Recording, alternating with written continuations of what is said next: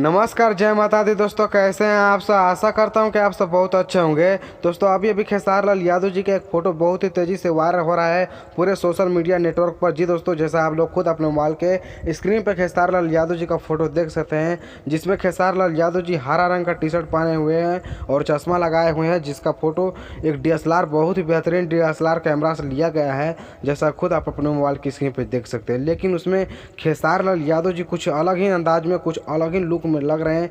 आप लोग खुद अपने मोबाइल की स्क्रीन पे इस फोटो को देखकर अंदाज़ा लगा सकते हैं। और फिलहाल में आप लोग सोच रहे हैं किसी गाना का है, लेकिन वो किसी गाना का फोटो नहीं है, वो सिंपल किसी स्थान का फोटो है खेसारी लाल यादव जी का। लेकिन दोस्तों कल से एक और खेसारी लाल यादव और अखिलेश यादव जी का फोटो सोशल मीडिया नेटवर्क पर बहुत ही तेज़ी से वो भी वायरल हो रहा था, जिसको आप खुद अपने मोबाइल की स्क्रीन पर देख सकते हैं। लेकिन लोग इसमें क्या क्या सोच रहे थे, हम तो कुछ नहीं सोचते हैं। और आप लोग क्या सोचते हैं कमेंट में ज़रूर बताइए कि खेसारी लाल यादव जी अखिलेश यादव जी के साथ मिल चुके हैं या फिर क्या बात है। आप लोग खुद कमेंट करके बताइए। और कल खेसारी लाल यादव जी का गाना भी आ रहा है, जिस गाने का नाम है दर्द मर्द के दिहला। देसी गैंग रिकॉर्ड भोजपुरी की यूट्यूब चैनल से आएगा, आप लोग खुद देखिएगा। तो कल इस गाने को रिलीज किया जाएगा देसी गैंग रिकॉर्ड के यूट्यूब चैनल से।